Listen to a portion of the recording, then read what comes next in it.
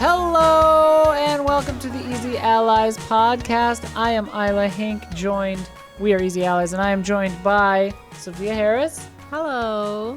And Michael Huber. Yo. And Damiani, Michael Damiani. Hey, how's it going? And Damiani's cats. We were just informed they're in Zoomies mode now. Yeah. What's that? What's that? Can you look up at the camera? Oh my god, we got tricks here. No. Laser pointer. Almost. Laser pointer directly into the lens. Here. How about on me? Oh my gosh. Uh-oh. For listeners, Damiani is attempting to lure his cats into the frame by pointing a laser pointer at his own jugular. Yeah, Will you this come is a over very here? brave position to put the... Okay. Will you come over here?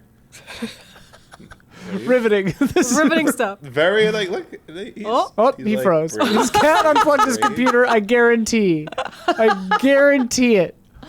Well, we'll keep going, and then he'll show back up.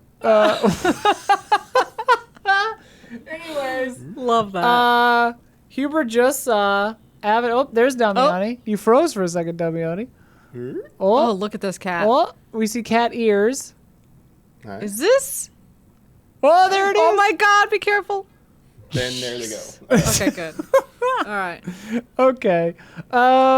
We are here to talk about what's old, what's crusty, and what's depressing, because we're doing our year in review 2025 episode. So what we've got this episode is we're doing the 2025 year in review. We've got the sales numbers for all of 2025, Hubie, from Matt Piscatella. Sick. And then we're also going to, try to circle back, talk about some positives, some things that we liked, some games that we really like that maybe aren't getting a lot of attention around GOTYs or various things. Try to land the plane with a little positive spin, and then we'll have got love and respect as usual. Sweet. Yeah. So, without further ado, let's get into it. So this is the year in review. Good news to come, but it's going to start not as good. We're starting off with a bang. GTA 6 was delayed, and then it was delayed again. Yeah. Huber's got... that one hit Huber hard. Yeah. Because everyone was like, from oh, the it's going to get delayed, but I really believed it wasn't. Yeah. I had the faith. But it ended up getting delayed heavily. It's also really sad to see how so many, if not all games got pushed, and then now everything is coming out in spring, as GTA also will be coming out in spring. It's just so wild how much power it has in the industry. Yeah. When is GTA coming out now? When did it get moved to? November. Oh, May, Oh, right, it got- oh, May right. 2026. Yeah, May. No, it got delayed till November. Yeah, that's okay. That's the first. Yeah. That was the Yeah. first. The delay. first delay, The and first then delay was yeah. spring. I guess So I guess it's. Yeah, good I was to going to come say out it's in not spring. It's the end of the year. That's why everything's coming out in spring because it Yeah. can't come out in the fall. But I mean, I do feel like 2025. It's funny because everyone's like, another incredible year. And I'm like, I think a lot of games got out of 2025 because of GTA 6. And now they're all coming out in February, March, and April. Yeah. it's gonna be a packed year. But GTA 6 will be fun. Mm-hmm. Any further thoughts on that? No. We have the Red Dead remaster to hold us over. So Yeah. I'm good. Oh, yeah? Yeah. I haven't tried that yet. Maybe Is it I'll good? finally play Red great. Dead. This is Red Dead really 1. great. Well, Red Dead Redemption 1. Red Dead 2. But, yeah. Because there's Red Dead Revolver, and then there's Yes. Red Dead Redemption, Which and is then there's Red Dead separate, yeah. Redemption Right. 2. Right. Well, I don't think Revolver I've. is a separate thing, separate continuity and everything. No Oh, connection. okay. So they're not connected. So it's Red Dead 1. I've never finished any of the games, but I only Any game ever? any game Wow. ever. That's crazy. It's crazy. I know it's wild. Huber, you got to play the Alters, dude. I know, it's on my list. A lot of good, Heavily on my list. they refer to each other as brothers sometimes. So it's like brother drama, good stuff. Yeah. It's I great. Very loved it. pumped I on just it. finished it, 2 weeks ago as of the date that people are seeing this. But This is the. Yeah. That's too positive for this. Oh, part of the sorry, this is the podcast. negativity This is the zone. negativity zone. speaking of negativity, Saudi Arabia and Jared Kushner are preparing to by EA. Insane. Crazy. If the buyout goes through, they will own 93.4% of the company, effectively owning the whole damn waffle stand. Own it all. Yeah, what That the is- hell? Is that the So that, wild. Private equity. that would probably be the biggest story of the year, wouldn't it? Because it's like I it mean- changes so much. Like how many games in EA's portfolio will change / disappear? The Sims. They've got a lot of games. Yeah, it's so. What will the future be? How much of it will be controlled for various purposes and not? Like it's Yeah, it's also just buying up such a big. It's just all very scary. And It is. It's sad. fucking weird. Yeah. well, it's also because it's funny because EA, you know, is not known for being the least evil company in gaming, but there were pockets. Like The Sims was like pretty Incredible. forward thinking and Yeah. like pretty inclusive and all that, and I'm like, that's probably not going to continue. I mean, The Sims is dead as a doornail anyway, but They're still giving out expansions. The last expansion was a SpongeBob expansion, and it was obviously slaughtered by the community because it's Yeah. like they had 2 SpongeBob expansions for the movie that's coming out or whatever. It was worse than I liked the Star Wars pack, but even I was like, that's a money grab, and this is a money grab. It's just like SpongeBob themed decor. The James Bond villain living up to his reputation. yeah, yeah, he does. He still looks like one. Yeah, I mean, it's funny the Fortnite-ification of everything. Yeah. Which is funny because it's like, I think it works in Fortnite. I think Oh, yeah. Fortnite does it well, but it's like, I don't want Marvel in Magic the Gathering, Gosh. Yeah. for example. Gosh. Like, I don't want Yeah. that. Yeah. Like, I want Magic the Gathering in Magic the Gathering, you know? Totally. Me too. Switch 2 sells a lot, and the games do too, for a much higher price than we were used to. Jeez. Some of them breaching the $90 area. Yeah. Remember Crazy. that. Remember peak arrogant Nintendo when we get Yeah. to November. Yeah. Fucking Humble Nintendo about to return in 2026. yeah. $50 yeah. games coming up. They're about to go They're back like, to "We're Switch sorry." 1. They're like, crap, we got to go back.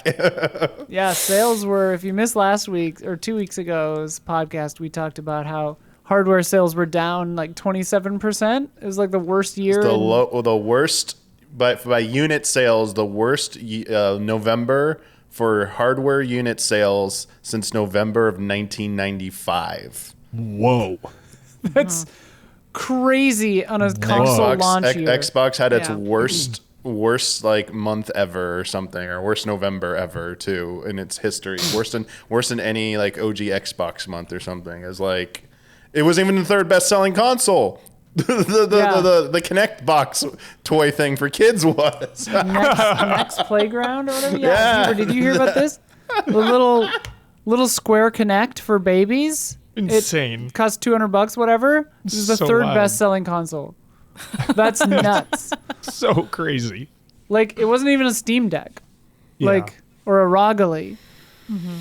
That's bananas. Also, Yeah, the welcome- Switch 2 just kind of, it feels like, you know, more of the same. So it doesn't have that Yeah. like big excitement factor to Yeah. it just yet, you know? Out of the gate, yeah. It didn't I have- don't it know didn't if have compelling Right. launch titles, I think. nah. Like Mario Kart wasn't enough. With everything that's happened, I don't know if anything they would have done would have mattered. I think they're just a victim of bad timing. Like, Yeah. Switch 2 probably needed to come out sooner if it had any hope of, you know, Yeah, can you Building imagine up. if they had like put that out during like COVID or something? Like, just even 2 years earlier Yeah. if somehow was possible. Like, even if it wasn't like as powerful as it is now, but yeah, as you'll see, like as powerful as a PS4. it's too expensive. Yeah, but, like the thing was price. People are unhappy with price of software and the hardware, and as this year has gone on and people have less money, it's become clear, even on the low end of supposedly what Nintendo's supposed to be catering to, that's too high for casual like console consumers. They want something Yeah. even cheaper. Yeah. Especially a lot of those people that just have a Switch 1 and they're Yeah. content with that. Oh yeah, they're like, Yeah. oh cool, we're just gonna keep buying stuff for this. They're gonna keep making games for this, even if it's not Nintendo games. They don't care. Well, especially with no like killer apps yet, like that are Switch 2 only. Yeah. Yeah. I feel like that was the thing where it's like, yeah, it doesn't really feel like there was a new big new toy, like a new thing, because yeah, Mario Kart, it's like, yeah, I've played it. And I liked the new Mario Kart just fine. But it's also, I liked it just fine. It wasn't a groundbreaking thing. And if I think back to like Switch and all the games that came, and like some consoles have a slow start, that's fine. But like, I don't know if there has been, like Donkey Kong is like maybe the only one that like had like caused ripples of like, oh, here we go.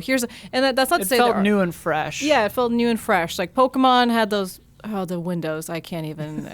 I want to vomit just thinking about those gross windows. But yeah, it feels like it didn't have that. Like, look at this cool portfolio. You cannot play this with your Switch One. It's just. Well, and maybe this is because this is the first time since.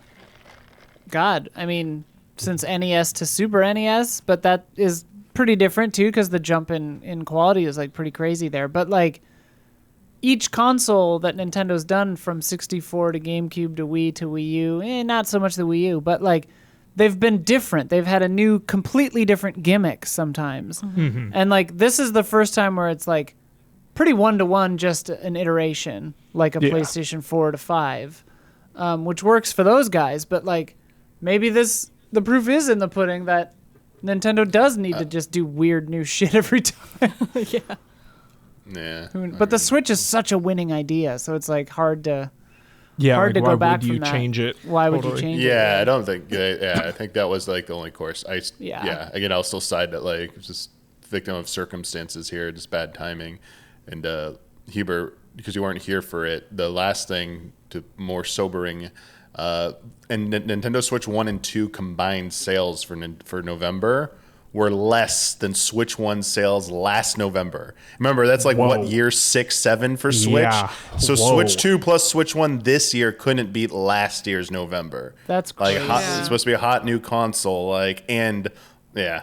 Gotta have, and it was on sale. It was like a $50 off the bundled one with Mario Kart Oh wow, World. and they never do that. And they still didn't beat last November. Wow. All they have to do is just bundle it with the new Mario, and everything will be fine. Yeah. I mean, once there's a new Mario game, a new Zelda's a few years out, but like, Mario will help. Here's my take: bundle it with the welcome tour, and people will come running for that welcome tour. I mean, well, we have a note about that welcome tour is $10, and everyone was shocked. I loved how should that have was been the free inclusion. I think that was one of the few news stories of this year that was funny. We were all just like, what are y'all doing? This is a tour of a hardware for $10? Yeah. That's crazy. Was it even fun? Did you feel welcomed after the tour? It had its moments. It was more like it's entertaining for... It's informative. It feels like a museum about the Switch 2 and its technology, which is cool. Yeah. But it's not... I wanted to pay for this cool. Right. Mm-hmm. Yeah. It's like I think people would have been very, very positive about it if it was a free inclusion. Right. Has there been, this is just a question because I mean, I play some Switch, but not too much. Has there been any games this year that have like fully taken advantage of the mouse? Because Metroid leans pretty heavily. The basketball on game. Oh, yeah. Drag Drive or Dragon Drive. Yeah. I wonder if that was the thing too, where it's like, if they had come out with like a banger of a game that also took advantage of that, that would have been like this is Civ why you 7. get it. Civ 7. Well, I mean, I do think that like Metroid Prime 4 does kind of use the mouse in a cool way, and like switching between controlling the Joy-Cons and flipping down to a mouse like pretty seamlessly, like so jolly. I've never done that in a game before, just like using controllers to bop around, and then if someone starts shooting at me, I just put my hand down on the couch and I go bip bip bip. Like, that's cool. It's kind of a neat idea. Mm-hmm. So that is cool. I'm not loving the combat in that game, but actually I forgot that game existed. So I guess that's how that went. Danny forgot about the Iron Fleet. I forgot about the Iron Fleet. Some Game Awards stats. Biggest show yet with 177 million viewers reported. We talked about it 2 weeks ago on this podcast that was more than the Super Bowl for the second year in a row. Maybe third. I don't know if it was bigger. Well, at least, I think the numbers were bigger for this year. This year's Super Bowl. I don't know if Super Bowl last year was bigger. Yeah. But yeah. The Super Bowl was like 120 something this year, so it was bigger than that. Claire Obscure won the most awards of anything All ever. time. Yeah. Crazy. Which is what it is. Insane. Jeff was critiqued. I don't know if we ever really talked about this on the podcast, but Jeff was critiqued for how he handled the future class program, and how it's sort of just abandoned, which I think is a bummer. Like it's funny because it didn't feel set up for success from the beginning. Like it felt like, I don't want to accuse it or Jeff of just like kind of lip service, whatever, like for optics, but it felt a little underbaked from the onset. Yeah. Especially when it was like just a Facebook ad or whatever. Remember how it would do this kind of like feel good piece, and then it would just cut to Meta or Facebook or whatever, and it was just like, oh, this feels gross. Like, so this whole thing was an ad. Like, okay, like. Yeah, I don't think they had like. I mean, I remember reading some of the stories out of it of people that were in the class and like how they were treated and whatever, and it's kind of just like, yeah, I think they didn't really fully think about like, okay, if you win this, what's in it for you moving forward? It's not just one night, here you are. That's good. That's great. Here's your publicity. That's wonderful for that person. But like, that's not, you can't just live off of that if that's, you know. And I heard that there were like no supports and no like, no future plan for the future class. Right. Like you don't call something a program or whatever, a class, if you're going to just have a Facebook ad and then be done with it. Like, yeah, you'd want to see him respond and to the criticism and then fix it accordingly. But I don't even remember a presence at all from this year. No, they just abandoned it. Yeah, they just didn't even do it. They just sunsetted it with little fanfare. Yeah. I mean, like, like I said, it was just mishandled from the jump. Like, if they wanted it to just be like, hey, here's some people doing some interesting stuff, and that's it, like it's just a video, like just do that then. Don't just like promise all this other program and stuff. You do it as an award.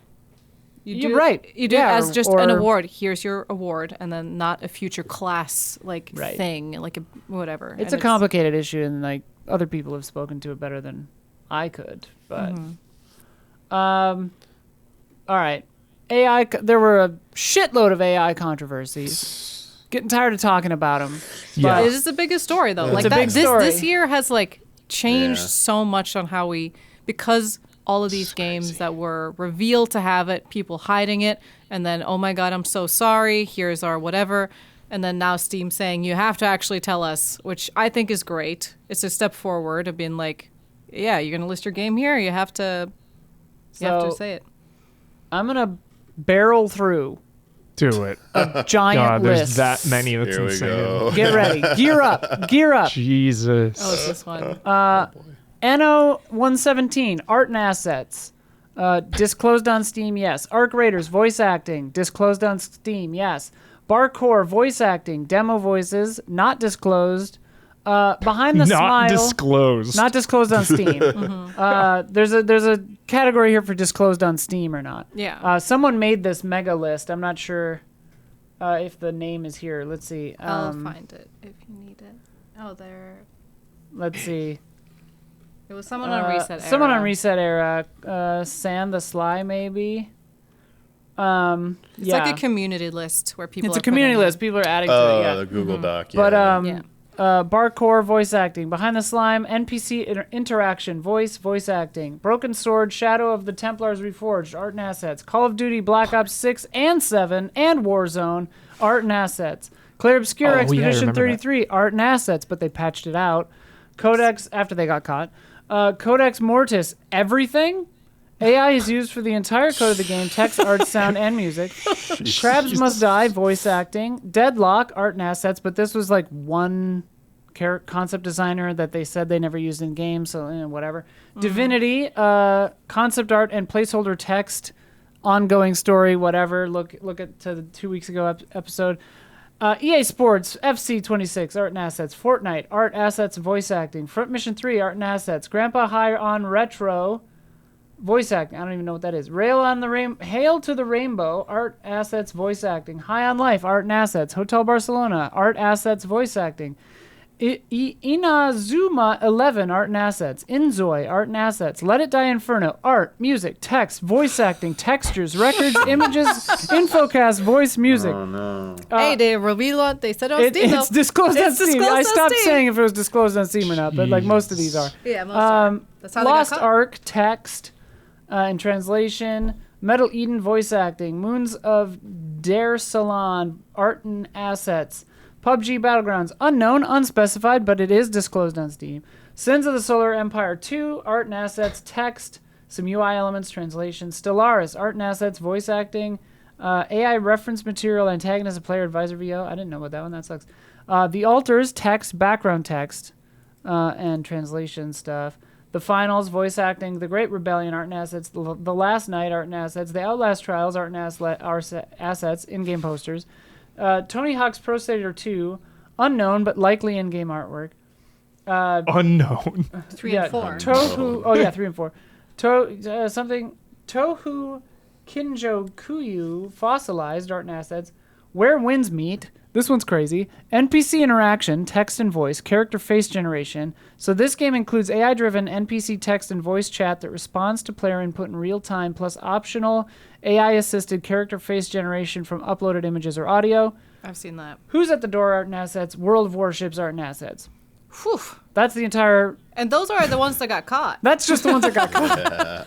That is crazy. I mean, the crazy thing to me is I just don't understand. Like, you have to disclose it on Steam, thankfully. But it's just this funny thing of, we talked about this 2 weeks ago on the podcast, of like, okay, y'all are hiding it, and then Larian talks about it, and then they get all this backlash, and then they even say in the interview, we don't know if this is, does it help us with time management? I don't know. No. So I'm like, nobody likes it. It's horrible press.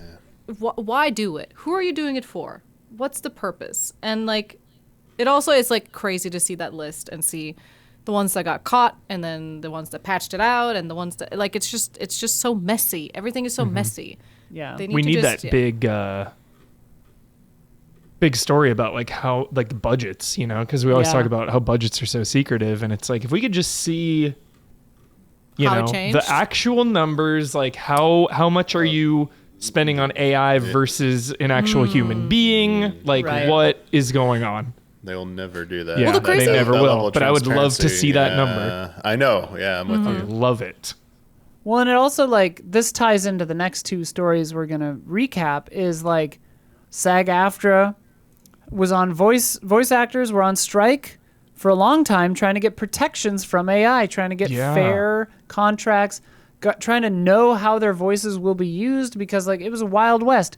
People Still could is. just... It still is in a lot of cases. for actors from other countries. who Anywhere don't not know. in SAG-AFTRA, yeah. Yeah. Like, they could just sample your voice and then use it forever, and you would have nothing to say on a buyout price of 1 day worth of work, And it's like, that's someone's job. That's someone's livelihood just cloned. Like, that's not good. But they ended the strike this year. They came to a deal, so you can look into that for the details. But yeah, they did their best to protect SAG-AFTRA actors from AI. And also, I think a big reason that all this AI talk goes down extra sour, is the endless parade of firings and layoffs and downsizings and like companies getting gutted. Microsoft, one of the biggest mass layoffs, 9,000 employees, unofficial layoffs. Oh, You're okay, so yeah. right. It's just like all of these things combine to Yeah. paint kind of just a, I don't want to say a bleak picture, but Yeah. It is bleak. it's not though. a great timeline. No, you it's know? like it feels like every month this year there was some big layoff, and then there were all the small layoffs that we don't even hear about, yeah. and the medium-sized ones. And I've got another crowdsourced document here that I will not go through and read everything, No, because no, it's no. 137 items long, Yeah, 135 companies long of layoffs. it's crazy. It's just and I always wonder like why, and if it is AI, are you really getting what are you gaining from this? Like that's also the thing where it's like I try Probably to put money. so when I look at all this, sometimes I'm like, Yeah, okay, typically money. let me try and put myself in like the headspace of these like CEO people. So I'm like, okay, all I am is greedy, but it's like consumers don't like this though. Consumers hate it. I get awful press. Nobody wants to like get into it. You're not gonna like.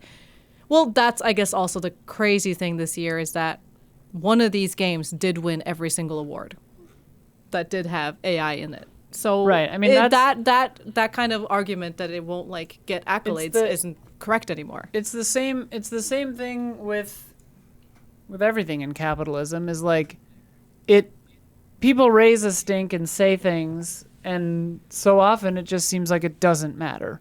Mm-hmm. And Pokemon. It's pretty disheartening. Yeah. It's It is. It's it's a sad year in review so far. Don't worry, we'll get positive. Yeah, there's some good shit. Eventually. Yeah, there's a some lot of shit good after games. And then the last kind of sad news area kind of thing is just like a recap. Like Mind's Eye, Oh my god. did not meet expectations. It is the lowest scored game of the It's year. generous. A 28 has a 28. I feel A really lot of bad. people really didn't like Call of Duty's narrative, gameplay, or AI art stuff. That was a whole crazy wave of stuff. Yeah. All the stuff that happened with like horses getting removed and like Itch.io getting rid of a bunch of games Oh, because yeah. of credit card stuff. Bungie stealing a bunch of art for Marathon.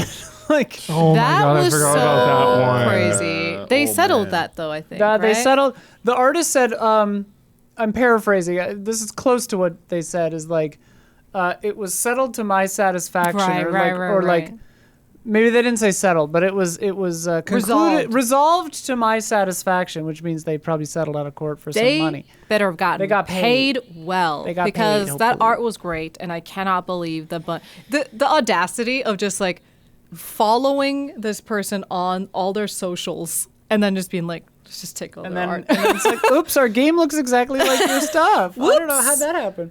It's kind of like you just decided to do the AI thing, but in real life without just it's wild. I didn't play Marathon, so I can't say anything about the Yeah, gameplay. I haven't played it yet either. know what it's like, but But congrats, we made it through the negative section of the podcast. Yes. Now we're going to Nice. try to focus on the positives, generally sorry. speaking.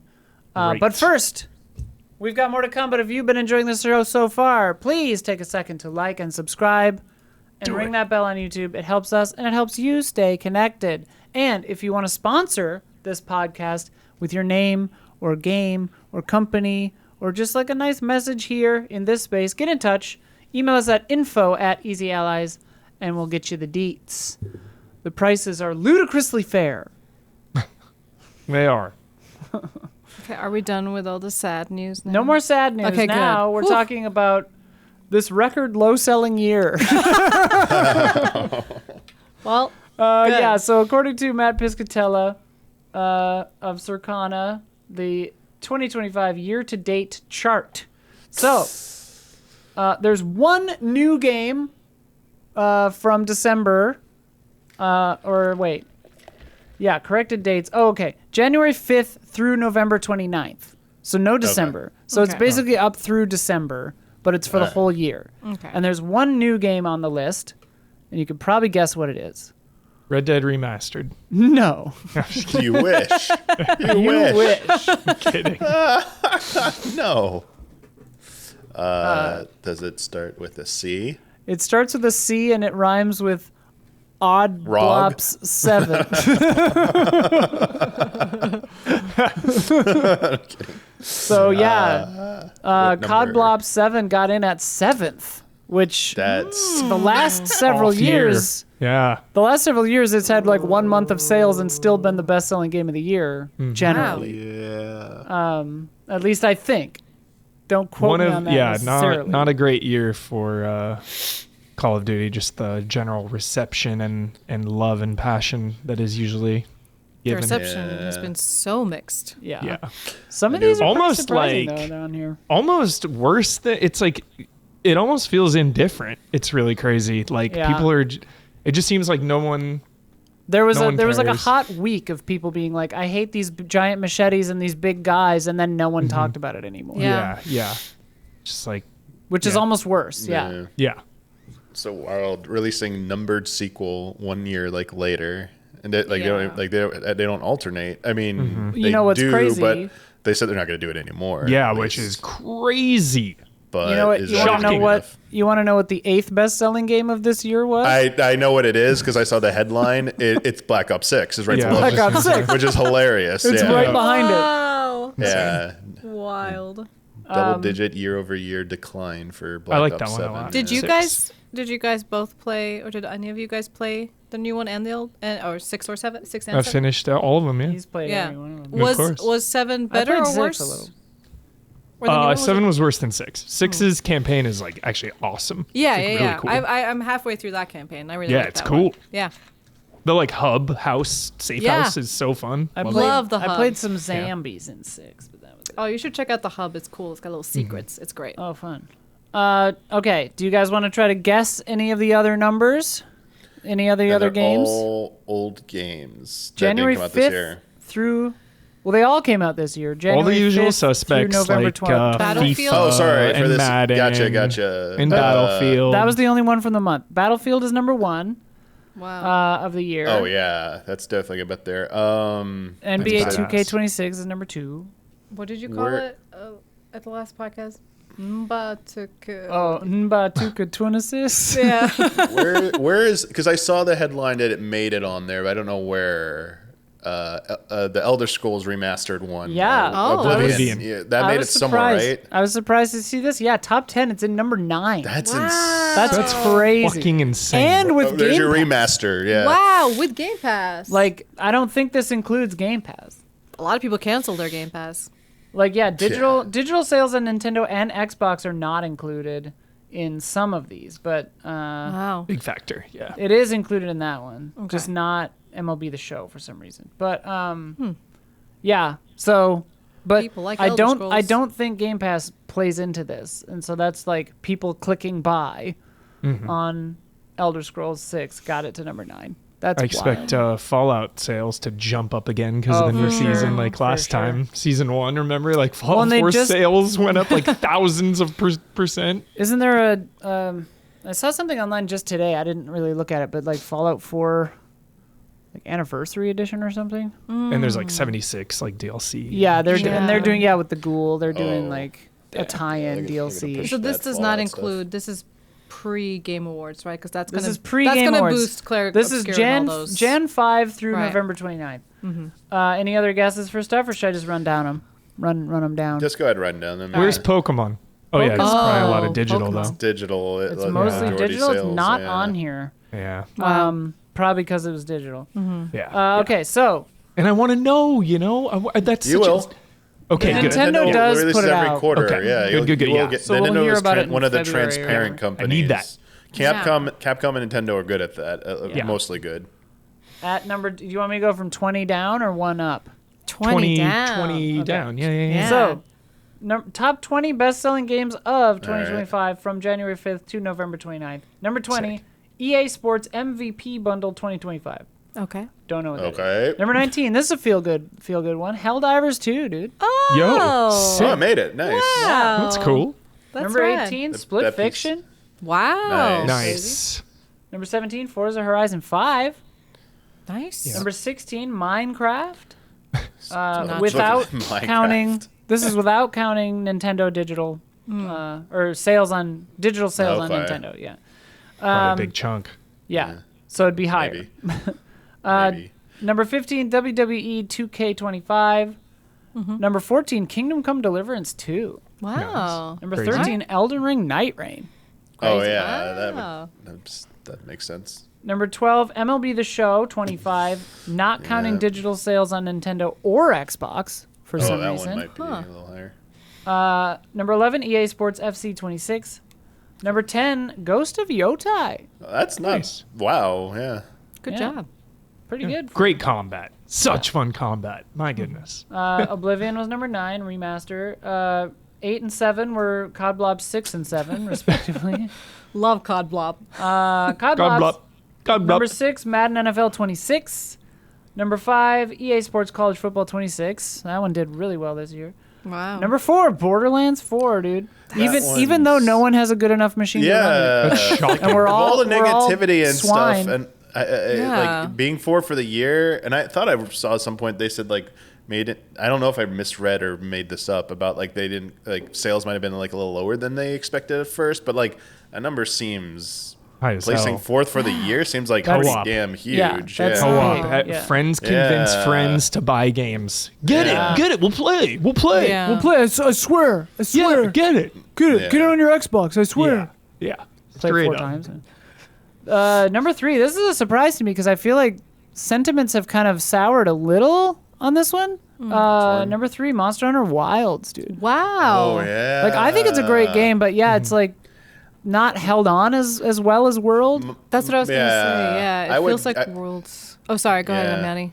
My guess is maybe it was like very front loaded. Yeah. Yeah. 'Cause I don't. Capcom does give you like total sales, but I don't think they break it down by like quarter. So like you can't. Maybe someone can like compiles that and you can compare. 'Cause I'm Right. curious. I would wager it probably sold heavier towards launch, and then like I'm probably sure. died off faster than like Monster Hunter World or even Certainly maybe than Monster World, Hunter yeah. Rise. Yeah. Yeah, World and Rise had legs, especially World. Yeah. Such good, like, Yeah, post game updates all the time. It was like Really like good. weird events and stuff. It just felt like something was always going on in World. You know, even like when there would be a couple months of nothing, they still would always come back with like something worthwhile to jump back into. Yeah, for sure. And then number 2 is NBA 2K26, and number 1 is Battlefield 6. Wow. This Congrats, list Battlefield. This list shows that it's just forever gonna be like this. Yeah. You know, your military shooters the and usual your suspects. sports games are just always going to be the most popular, best-selling games of the year. I think honestly one of the craziest stories is that Blops is lower than it is, and Yeah. it's still in the top 10. And that the previous entry almost beat it Yeah. for this. Like, that is crazy. That For is 6 to crazy. be just one behind it, unless there was some kind of a weird bundle that I'm forgetting about, like, that's pretty nuts. Yeah. It just feels like it's this every year. Like I can't see it ever really changing. Is that a crazy Well, take? So the thing is, other games aren't tracked like this, or like they're either free to play or they don't do their numbers for like Fortnite. You know, because you don't buy Fortnite, so like we don't. There would be other titles, probably one near the top that would be more commonplace, but also like you'd see a few new ones. I mean, they'd probably still be like a shooter or something like that, Huber. But Yeah. I do think it is interesting, like how we compare these, because this is sales and revenue driven versus player activity driven, like free to play usually aims for. And then like but I mean they still make revenue as well. So Yeah. it would That'd be a be fun awesome list. if there's one way everyone could share. So we could That'd be a really fun list. which game made the most money this year? Period. Yeah. And then like which one or like what had the sold- most hours Yeah. played or something. Those would be so fun. Yeah, like just different metrics, so you could just like hit Yeah. the tab or filter and go through and just see like which one Yes. dominated each like Well, category. I'm Googling this literally right now. But Steam, just looking at Steam, I searched for like top 10 concurrent most played 2025. Yeah. Most played here, according to Steam, are number 1 is Counter-Strike 2. Number 2 is Nice. Dota 2. Crazy. Number 3 is Arc Raiders. Number 4 Wow. is PUBG. Number 5 is Marvel Rivals. Number 6 is Bongo Cat. Go Bongo Cat. Oh, what's that? I don't The know. hell is Bongo Cat? Oh my god, it's so cute. Bongo Cat needs your help. Oh, it's just a cute game. Every time you press a key, Bongo Cat will punch your taskbar. Yeah, it's Type, click, play, work to collect more points. So it's like a productivity thing. Okay. Like a Free to working- play. Love it. Love It's a desktop like friend. Yeah. That's Yo, it looks kind of awesome. cute, That's actually. really fun. It is. Okay. they got you. Yeah, they got us. Hey, free to And play, then- nothing to lose. Yeah. Path of Exile is number 7. Warframe's number 8, baby. Wow. Nice. Rust is number 9, and Battlefield 6 is number 10. Yo, the mean- Druid in Path of Exile 2 looks so sick. I'm so pumped for that game to launch next year. I'm Is gonna that the get new in. class, or is Yeah. it? Yeah, Is it looked new? How crazy. recent is it? brand new. They had it in the trailer. It's visual. That game, I want to like it, but like visually, I find it hard to tell anything apart. Visual nightmare. It's just a visual nightmare. It's King's Glaive all over again. What's that movie called? Kingsglaive, yeah. Wow. That brings me back when we saw that. Holy Visual crap. nightmare. That's what I said to Hubert as we were walking out of the My theater. I favorite remember criticism of any movie of all time is visual Kingsglaive as a visual nightmare. I thought it was a great. What was it? A Toyota commercial? What Audi, car? Audi. It was Audi. It's interesting with these sales reports. It makes me. I was like super fast googling or whatever, and I was like, has there ever been another game that wasn't a shooter, that wasn't a sports or whatever? And the first one I thought of was The Sims, and I think The Sims 3 was like the biggest PC, but they had the problem they were only PC or Mac. They didn't have the console. But I'm like, if that had all come out at the same time, I can't like think of any other game that would have had this kind of power that shooters and sports games have currently. Pokemon, for sure. Pokemon, kind of, but it is also just a Switch, right? So it's like, Yeah. look at Pokemon ZA. It did well, I'm sure, but like, did it make it on the? It was on the top 10. More right? platforms, more Pokemon? sales, Yeah, no? theoretically. But right? it'll be on the Nintendo one. Oh, Nintendo yeah. doesn't share its sales in the same way. Wow. All right. This is like a free form section. Any more thoughts on the sales thing? This is like a No, free not form. surprising, but that's cool that Battlefield overtook Call of Yeah. Duty. Yeah. You know, It's a Battlefield year. yeah, I appreciate when a franchise takes years to make an entry rather than like forever every single year, boom, boom, boom, boom, boom, and that finally paid off this year. I think where people were like fatigued of Call of Duty, wanted that Battlefield action. Yeah. And just the shift of why people wanted Battlefield 2, one of the big narratives was Call of Duty has lost the plot with all of its wacky skins A and train Beavis on and a gun, Butthead and shit. And it's like, Battlefield is just like really serious. So it was Yeah. surprising to see that shift. Yeah, it's funny because like some of the most popular war games ever are just like deadly serious World War II sims. Yeah. Yeah. You want to get in a tank and just run across, like go across Yeah. the field. Give me a bolt action rifle Yeah. and some ringing in my ears, and I'm here I go. Saving Private Ryan the game. Yeah. Ooh, that'd be pretty crazy. All right, so this part is kind of more free flowing. It's just general positive news, and also events and things and games that we've enjoyed. Maybe things that are not like gonna come up in GOTYs, but that we really loved this year. Some examples to whet your appetites. Ton of great indies this year. Just so many. So many, and they're better and better and better. Absalom, Silksong, obviously, like the Split beat 'em- fiction kind of. Split fiction, indie the beat kind 'em of- up-a-zance continues, dude. Blueprints. Oh yeah, God. Prince. I mean, that's coming up in GOTYs, baby. The Blueprints. Altars. The altars. Altars, Hades 2 came out Hades this year. 2. Like Tiny Bookshop. Tiny Bookshop, dude. Final Fantasy Tactics: The Evil East Chronicles. Yeah, small indie developer. Not a small indie, but really good, and I loved it. Yeah. Um, Are Yeah. we doing the rounds? Are we doing our favorite? well, yeah, yeah. I had some other like bullet points here, but let's just talk about good indies first, I guess, or good games, or whatever you want. And then if we stagnate, I'll mention one of these other bullet points. Okay. Go. Who, me? Yeah, you're the one who wanted to go round robin. Okay. That means you have to talk. Okay. Some nice games I played this year. Tiny Bookshop I just mentioned really fast. It's a lovely little game. You own a bookshop, and it's a bookshop on wheels, and there are real books in the game, and it's kind of like the perfect Switch game. What are you looking at? Your hair is doing a really cute thing. Oh my God. Okay. You're so Thanks. pretty. Oh, you're pretty. Sorry. So, okay. I really like that game. It's not, I wouldn't call it a GOTY contender, but it is one of those games that brought me a lot of joy. It's like just comfy, cozy. On Switch, you're laying in bed right before you're going to bed, and you're just like, I'm just going to play a little bit, open my bookshop for the day, put some books in the... It's just super cozy, super nice. Dead Take was another game that I thought was very good. Did you play that, Eber? No. Oh, Didn't you play would that one yet. love You'd like that Huber. one. It's good. It's FMV, third person or first person?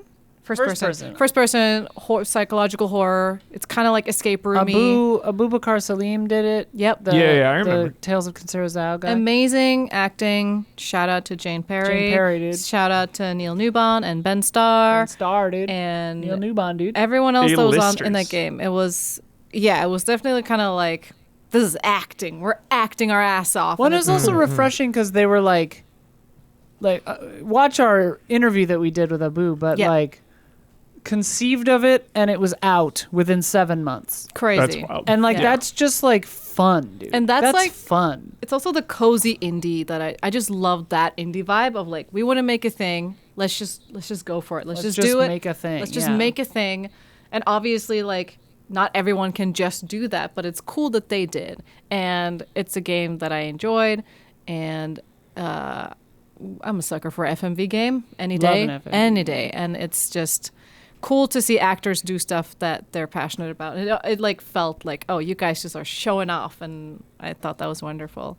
It was Sunderfolk. Sunderfolk was amazing. I wanna play more Oh, so Sunderfolk. cozy. That was fun. I like that a lot. Really liked Sunderfolk. That was another one. That was just super cozy to me. I'm trying to think of any other games that I played that were like, Or they can go while you think of more. yeah, you guys go. You guys have any that you liked? My favorite indie game of the year was Hollow Knight Silk Song. Oh, Yeah. God, it's the best. It was worth the wait. Best way to put it. Just like absolutely like fantastic game. And then God, it's so good. what I played. So I will be like, this might be like a little unfair, but also like speaks to how like good even this part was. Like I only played Hades 2 in early access when it first came out. Like, but what I played of that was still like fantastic. So yeah, and that's another one. It's like, well, Hades was like awesome as well, and to make follow-ups to like those two games, like some of the strongest indie games ever made, and So wild. making follow-ups. I mean, Hades 2 didn't take quite as long to follow up, but like different, different types of games, different size teams. Best reviewed game of the year. Yeah, that's right. It is. Hades I'm not- 2 Hades 2. It is. Wow. That's Yeah. cool. Yeah, I'm trying to think of any other indies I played that like stood out this year. I feel like I'm forgetting Split Fiction something. for sure. So is Shout that actually out. indie? Did EA Yeah, was not involved really. in that Might one? be double A, maybe. It's like EA publishing. Yeah, I was like, probably- EA published, Doesn't really like- count. Doesn't really count. Yeah, I was like, that one's a little. I don't know if Yeah. I would spiritually even classify it, even if it technically was. But I mean, like I know, oh, it's Hollow Knight, it's Silk Song, like duh. But like the fact that like a team takes its time and it actually comes out and it's like worth the wait. That is And fairly priced. Yeah, the other part Yeah. about it. Yeah, and we're getting free DLC. I don't know if Yeah. you saw that. They just after like So cool. 48 hours after the Game Awards, just stealth drop a random like video saying free DLC coming in early 2026, like Sea of Sadness or something. I forget it's called. But it's like you could have like Keeley would have easily gobbled that up for the Game Awards. Like, nah, we're cool. We're Yeah. indie. We're actually indie. We don't need to be Yeah. in the Game Awards. Well, they didn't go to the Game Awards, right? Wasn't that the whole Which thing? game? Silk Song? Yeah. Silk Song. They actually wrote a message saying before the Game Awards when the nominees came out, they said Expedition 33 should win. They're like, oh, of all the games we played this year, like Expedition 33 is the best game and should beat Silk Song. And I'm like, geez, Jeez, like, humble. like, yeah, it's like, Not that's sure insane. I agree, but okay. Yeah. But I mean, the fact that they like wrote that, it's like, Yeah. we are fair. Like we played all the games we played this year. Expedition 33 is the best game. It's like, wow, like. Did they say that it should win or that it will win? No, that should. Okay. They thought it was the best. I don't think they said it Wow. will win. They believed it should win. Yeah. I thought of another game. I thought of Wander Stop, which I tried for a little Oh bit. yeah. Super cozy game. It's about burnout, and I think a lot of people can relate to that. And it was very, very cute. We played it. We tested it early on, and then I tried it not too long ago. And it's nice to play a game where you can kind of just feel from the start, like, oh, this is like a personal project for about you. This is something, for yeah. you, or like you plural maybe, but it's just like it felt like, oh, you did this. Kind of similar with Dead Take. They're both just like kind of just passion projects through and through, and so different from like the previous games. Wonder Stop, from Stanley Parable. Stanley Parable. But what's the name of the? Davey Redden?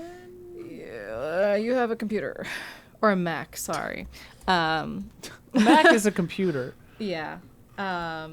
But yeah, no, it was another cute little indie that I had a lot of fun with, and it was Yeah, nice. Davey read. Yeah. And yeah. Citizen Sleeper 2. Ah. One of my favorite games of the whole I year. would- Just forgotten. Do you need to play 1 to play 2? No, but you'll get like a little bit more You'll have a from deeper doing so, but you can just understanding. dive right in. Yeah. Okay. Honestly. Yeah. Yeah. What is Love it it so about it much. that feels unique to other games? It's just one of the most immersive games, which is crazy because there's just like you're just reading, you Yeah, know, it's- and Right. the visuals, it like looks cool, but the visuals aren't like the best of all time by any means. They're very stylized. Yeah, very stylized, but it's just so immersive. It's one of those games where you just like where I just vibe out like late at night. Playing that game is just such a vibe, and it's just really unique. It like elevates the, because I wouldn't call it a visual novel, even though it has elements of that. Totally. Right. And it's a simulation game too, but it's like Tabletop a cool, vibes. Yeah, it's like a marriage of a lot of different elements into a very cool package. Love it so much. That's cool. That's one of the games It's like the that altars in that way. Kind it was on my list and I just never got to it. It's good. Makes your eyes real tired. Yeah. In my experience. Do we gush more about the altars? Also, shout out to the ninjas, Shinobi and Ninja Gaiden Rage Bound. Oh, yeah. Insane. Difficult So- ninja games. We're so back in good. 2025. It was sad. Rage Bound wasn't anywhere at the Game Awards. There's just like, you know, there's only so much space for There's games only to be nominated. Yeah, only Shinobi, which was I would say was like a little bit better. You know, Yeah. like just crawled in that last space. You know, Yeah. like, barely But got also, in. yeah, but also Ninja Gaiden was like one of my favorites just this whole year. It's so fun. Yeah, I forgot about Power Wash Simulator too. Oh, yeah. Because started out weren't published by Square Enix this time, so like they're like actually indie now, or Game about I guess- digging a hole. Was that this year? Oh, that- yeah. oh yeah, what was the walking simulator game? The weird Oh, body. baby steps. Baby steps. Oh, baby steps. Yeah. Oh my was god, we funny had to so watch. much fun with that. Oh, another huge indie game, and I don't think it was nominated anywhere either, was Keep Driving. Oh That game's yeah. awesome. What's that So one? unique. You're supposed to just like drive across the country and you just keep getting into like random crazy shit goes down, and it's like a side scroller. Oh, crazy. It's wild game. It's so cool, so unique. Shout out One to of the like Drifter. the most different things I've played all year. Shout out to that reminded me of the Drifter. Yeah. And also Sands of Blake Manor. There's a lot of good shit this year. I So guess. many Yeah. fucking good games. It's just it's so interesting now Lippo that Plus. we're reflecting on it of all these cool indies and like so few were talked about in the big Yeah. goaties and the big Yeah. awards. Also, a huge shout out. Honestly, unironically, I'm not even kidding when I say it could be my favorite thing of the year, and that was Lies of P Overture DLC. Oh yeah. Like, That was this year. oh my god, God. it's so fucking good. It is so good.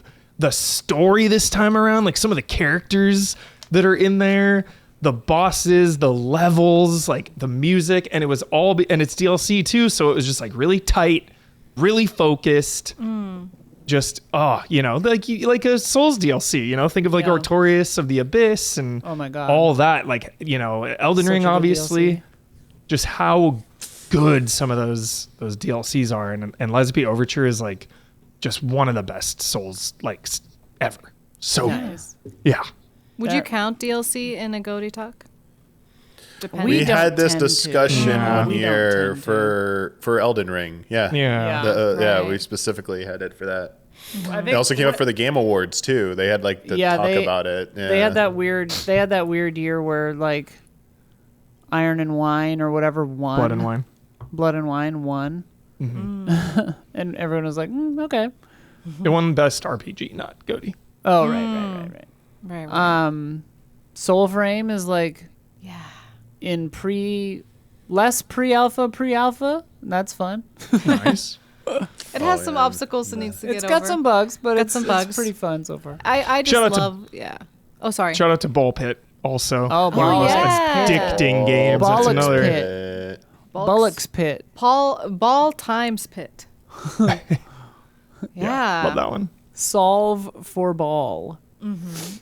Any other indies before we move on to other things? No. I would shout out the altars just because Oh, I'm yeah. not here for goaties, so I will just say What the about- altars is great. Is Cosmic Invasion indie? Marvel It's part of the Cosmic beat 'em up Yeah. song. yeah, I don't- yeah. Got that Marvel money though, so I don't know. Tribute Oh, I or mean, did you count? Was Baldur's Gate 3 considered indie? It's technically an independent studio. Because but another IP, another company's if Claire IP. Obscure is indie, fucking Yeah. everything Yeah. is indie. Everything is Yeah. indie. But you know what? Another big thing that just came and went. How crazy is this? This came out this year. Felt like nobody talked about it. Metal Gear Solid 3. Oh yeah, Yeah. It just came and went. But It also, just like came a- and went. It felt like a cash grab. it is. me. It's like this. The only thing they could have done that was on the safe side of the line of not upsetting Metal Gear fans. Like, You're right. Freaking You're out 100% right. rabbit. Yeah, I don't know what else they could have done that and honestly, it seemed like a pretty safe remake, I guess. Totally. Yeah, I graphical haven't played it, update. so- I mean, it was it basically was like Shadow of the Colossus. I treat those two like those so analogous to each other, and how safe they played it. Totally. is cool. Death Stranding considered an indie? It's Kojima Studio. I They guess. had the first one was They're Sony funded by money, Sony, but I forget yeah. 2 was I'm not sure if it is. Well, it was PlayStation exclusive for now, but it's coming to PC. It got rated for PC, so it's coming soon. So I don't know if I wouldn't count that as indie. I mean, I don't like what is an indie is the perennial question because Yeah. Claire Obscure isn't one to me. I wouldn't call Baldur's Gate one. Nah, either, I wouldn't even call though it Baldur's Gate one technically either. is. I mean, I just look at I look Yeah, at budget and size, and Yeah, it's weird because I feel like the double A title has just people don't want to use it, and I'm like, why? Yeah. That's no shame. That's like a cool thing to call your game. Love actually. Double A. Yeah, because I feel like if your game is like $10 to $30 million budget, yeah. like That's not That- indie to me. that's a lot of money. But whatever. Other thoughts. One last Uh-huh. thing. Just shout out to one of the big misses this year. Oh. FBC Firebreak. Oh It was yeah. a big miss. And I was- really like it. I really like that game. It is so fun. It's got a lot of flaws and it Yeah. doesn't have the legs. Yeah. But it is sad to see Remedy with a miss, especially in, the Control universe, the beloved. Absolutely. It So- was definitely an interesting idea, and I always appreciate companies taking a big weird swing. Yeah. Yeah. And so it's like I don't fault them for that. It's a Yeah. bummer that it didn't land, at least for me. Yeah. But it doesn't seem to have hurt them too bad. Like the Yeah, I can't Control imagine 2 it being an momentum insanely seems expensive good. game. I yeah. bet it was more than we think, but I bet it wasn't really bad. But it's also Elden Ring Night Rain is a, arcadeified asset flip, in a sense, to be, overly reductive. And I love it. I think it was a big Hell yeah. success. And FBC Firebreak is sort of that too. And it's it didn't pay off, but yeah, hopefully it didn't, cost them too much. It's one of Yeah. those games that they're probably not working on it because it's Control and everything. But part of me is kind of like, you guys could see Sea of Thieves this. Oh, yeah. You have around. really a good structure going. You got a good skeleton. You just need to tweak Yeah. some stuff to make it a little more fluid, a little faster, a little easier, better feel. Easier to understand. They what you're patched, they supposed to did. do. They were working on it for a while, but Yeah. I haven't heard anything lately. Yeah, I No, haven't I heard got a anything feeling they're gonna. I mean, but yeah, I love the concept of it and the Mm-hmm. idea of it, but it was just something with the game feel that didn't, I don't know, sit right. Generally, just accessibility settings were pretty good this year. They got better and better. Oh yeah. We're getting better, yeah. New IPs were coming out on top, Yeah. which feels kind of refreshing. Claire Obscure. Claire Obscure Claire winning Obscure. everything. That's a new idea. Blueprints. That's Blueprints. The Altars is a new IP. Yeah. You got, most indies obviously. Yeah, are. most indies are. But yeah, I'm thinking of all the, you have the Donkey Kongs, you have the Ghost of Yotes and the Call of Duties and whatever, but of all the winners, I don't have the list in front of me, but I feel like it was mostly original IP that won. I mean, mostly because of Claire Obscura, but still, even outside of that, I think a lot of the nominees outside of that were still also new IPs. Love that. Sophia put this in there. The Switch 2 made Pokemon Scarlet and Violet work again, or Switch I 2, would say yep. for the first time. Yep, it's Made working. A functional game. Listen, I had this as my. I told you this. I remember when the Switch 2 hadn't come out. I was like, I feel like this is for a different console. This game is not running she properly. said that was a Switch 2 game. And then the moment from Switch day 2 one. comes out, that was one of the first things I did was try Pokemon on that. And it runs perfectly. No lagging, no weird glitches, no weird whatever. So I'm like, oh, this was made for Switch 2. Y'all were just too early. And so that's, I mean, it's happy news for me because then I spent more time in Scarlet and Violet. Needed that extra juice. Yeah, I was like, I hadn't played the DLC. Needed so I the was pro. like, as needed Don would say. Pokemon in my veins. I was like, oh. And then lastly, before Love and Respect, just like Game Awards was actually pretty good this year, like announcement So fun. wise. Yeah. Announcements, yeah. Divinity was crazy. Lara Croft looked like she had a facelift, but fine. Whatever. She got Botox, but like whatever. It's funny because I think because they showed them together, I got confused. And when I went back and realized one is one thing and one is the other, I was like, oh. But she looks Yassified in both of them. But Leon is in Resident Evil Requiem, which is fucking tight. Crazy. Fucking pod racing is Star maybe on the table, dude. Oh my god. What's his name is back? There were a lot of good. There was so- too many, yeah. Not Cypher-Diaz. Sebulba or whatever. Sebulba, yeah, Sebulba Diaz. Sebulba, dude. Punish Sebulba. Love that. God damn. And that Obsessed. last, And Photor. also, I love that, as with SGF or whatever, or Gamescom, it's like, and that last one that Jeff thought was a real big hit, that shooter. We had a question about that last week about the curse of for the patron exclusive. Is a good. That was question. a great question. The curse of the final reveal at SGF. Go back and check that out. I if you love missed it. Jeff being like, here's the biggest thing, and it's like, oh, it's an extraction shooter. Oh, it's just It looks good, It's a but hero shooter. But it's weird to not save, pod racing for last. All right. Any other things we liked in 2025 before we move on to Love and Respect? Video games. Video games. Just a lot of good shit. Yeah. It Like, feels. I am full. My belly is full.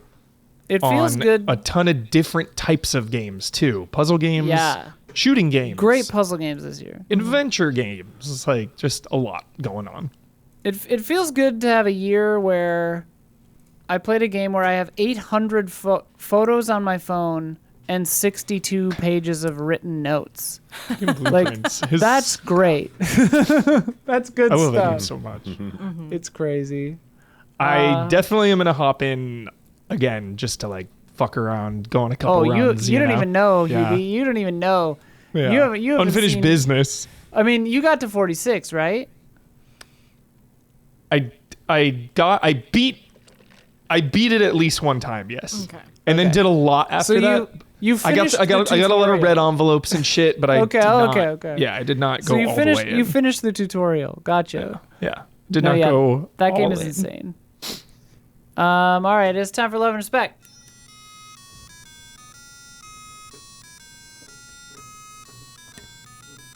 Love and Love and Respect. respect. Nice. Love that. It's hard, Damiani. Yeah, that's the. It's tough. I bet we To could be- figure out the delay, and like give you guys a countdown or something that you could see. Pretty much know it like by the finger press part.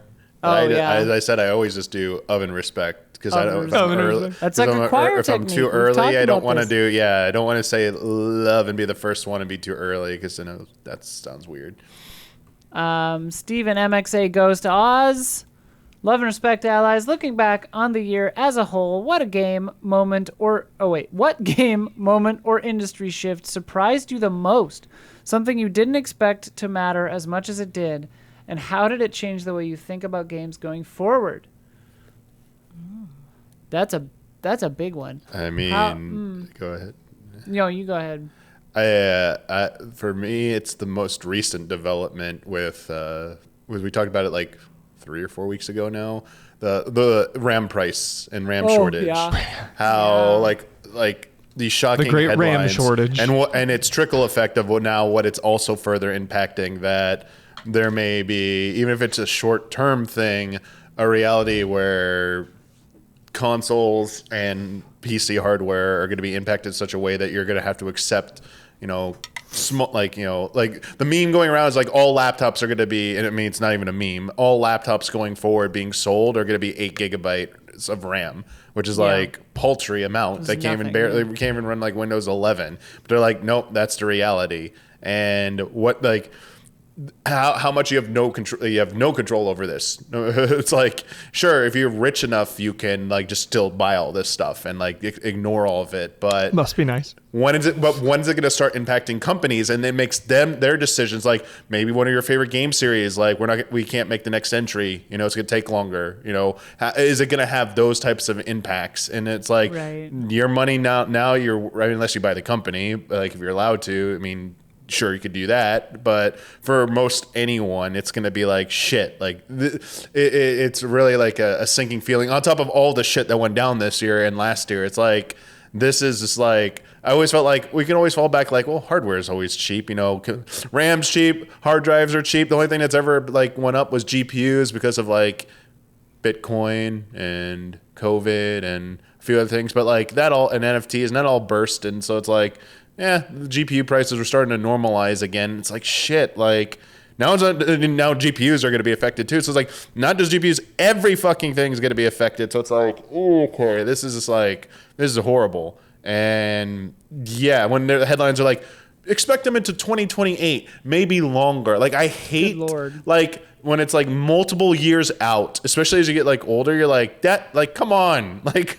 If I was like a kid, it would still suck, but it's like, at least it's like, it's only a few years. Now it's like, damn it, I'm getting older. Stop this. Like, stop screwing everything up. I was thinking about that with like how much of my adult life, especially now that I'm enjoying my adult life a lot more, has been eaten up with certain like things going on in the world. And I'm just like, I'm tired of this. Like, let's just have regular times, please.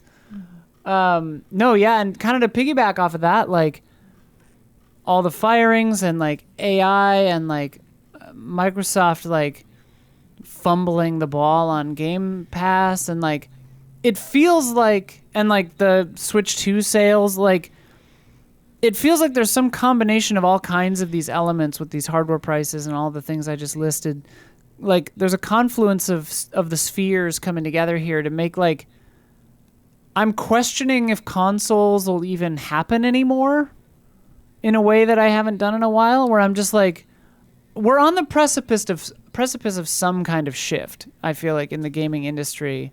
And it feels like I can't really say what it is, but things are weird. Things feel weird is my main takeaway from this year. And it feels like stretched, like so much butter over too much bread or whatever. Like everything is weird now. I don't know. That's my main takeaway. I feel like everything is fine because people still care. Like the Game Awards had 180 million people watching. That means the industry is fine. Yeah, it means that its reach is good. Which is as long good. as people keep wanting games, like but like. The thing is, like, to kind of what Damian was saying is, like, will people continue to be able to afford to play said games? Like, we see... it's going to be free-to-play games. Well, right, but, like, if they don't have anything to play them on... So, I mean, in a regard, Hubert, games that are already out and established will mostly be, like, I think those will be fine. Like, Fortnite is going to, like... be, like, absolutely, like, perfect. And...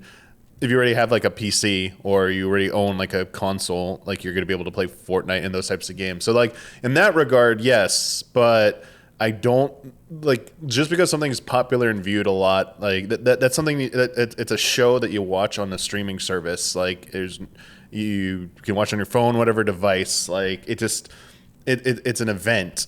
I don't think that has a correlation to sales. In fact, this year has shown that the money that the game industry is making is not as great. It's not correlating positively that way. It's actually almost like might even be an inverse. This is insane. This what it makes me think of, Huber, is all the shots in the original Running Man movie where it's all these people gathered around like trash can fires watching the Running Man. Like they're all out in like the gutter and everybody's tuned in because it's just what you do. And so it's like, it is, to Damiani's point, like it's not a completely dependable metric. But I hear what you're saying. Yeah. And I hope that it means And so many indie games. Oh, like, for sure. People I'm not always saying be it's all making bleak. shit. I'm just saying Yeah. like it feels like there's a shift coming and I'm not sure what it is. Is what I was trying to say. Is like because console prices, like the Switch 2 was higher than people expected it to be. Yeah, like I'm it's a lot. very curious how expensive the Steam machine will be now with this RAM stuff. $799 US dollars. I mean, that's it why probably the rumor. it probably will be that, but like I truly think they wanted it to be $450. Oh Yeah. yeah, they wanted Like- it to be affordable and they can't. Yeah, I think they they're- wanted it. I think like the SKU, because like that GPU is not very good, and that to me says we're aiming for the middle here. We're aiming for an affordable PC, which makes sense because that would fill in a niche in the market, right?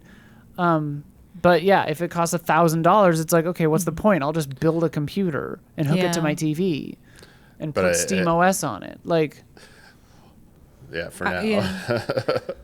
I also have a moment to answer the question.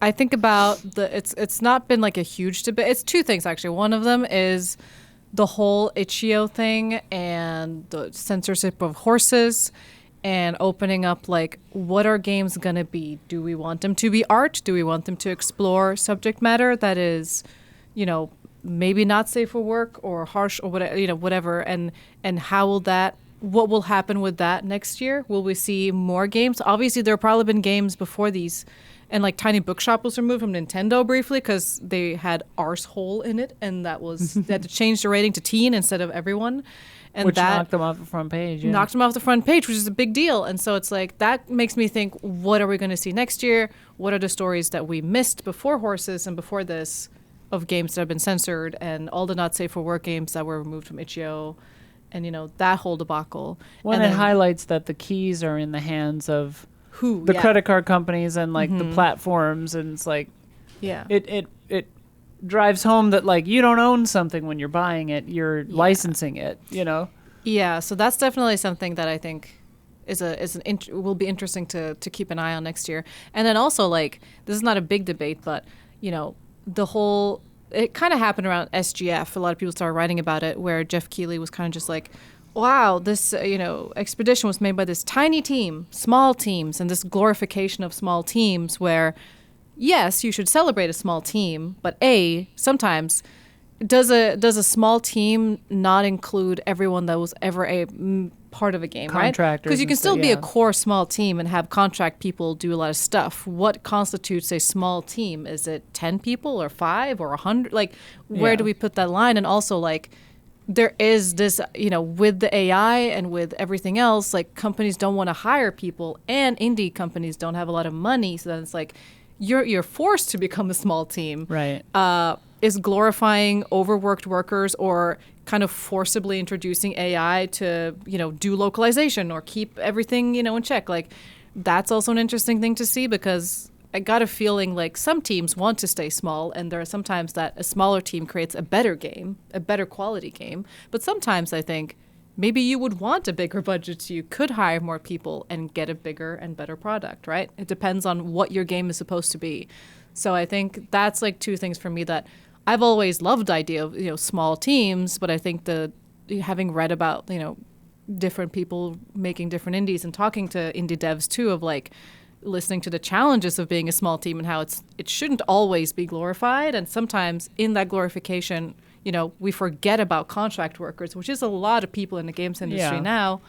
I think that will be interesting to see how that, I think that's a conversation that should be had too. So, yeah.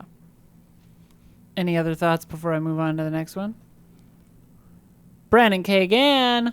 Hello, everyone. 2025 was a solid year for games. Though with the domination that was Clair Obscur Expedition 33, I don't believe anyone saw it being such a phenomenon. As we turn the calendar to 2026, though, there is one ever-looming gargantuan game that has a near monopoly on the industry and general conversation, Grand Theft Auto 6.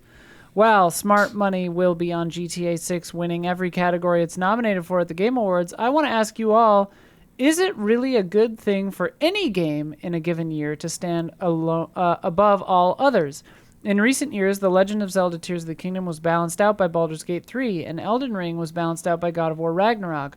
But even still, I'm of the opinion if there are more high-quality games where one doesn't separate itself from the pack, it's an indicator said year is better for it. What do you think? Is it bad for the industry whenever a game or two disproportionately commands any and all discussion about all other good/great games in a year? Thanks for taking this submission if you do, and stay easy, fellow allies. They need to change the indie categories, They need to change the categories. especially after this year. I don't think the same game should win GOTY and indie and debut indie. That is wild to me that you wouldn't use those categories to highlight the games that either didn't make it into GOTY or like what is a debut game at this point? If like it's the debut game one is, and we've talked about it, Yeah. but like especially because that one guy abdicated or whatever, recused Megabonk. himself. yeah. Yeah, Megabonk. Like, and I was talking about this is because it's like, okay, you're one person and you've made other games under different company names, but like everyone on Clair Obscur has worked at other game companies and shipped other games. So it's like, where does that line get drawn, and why does the smaller team have to get punished, or why did that person choose to recuse themselves? Yeah. It's just weird. I don't know. It's a weird category. I think that one, I told you this, it would be interesting because the former Left 4 Dead guy and J.J. Abrams, would they qualify for this as their Right. debut game? Like Right. these huge behemoths because they made a game for the first time together? I mean, yeah, to answer the because question. it's rewarding the company name. Yes. Like, Not yeah, the- so like literally every gargantuan giant of industry could form a new company. Kojima could make a new company and it could be Yeah. a debut game. And it would, yeah. And it's like, cool, I guess, like, fun. No, I think I that don't know. GTA, I hope it's going to be good. It might not be. Did GTA 5 win a lot of...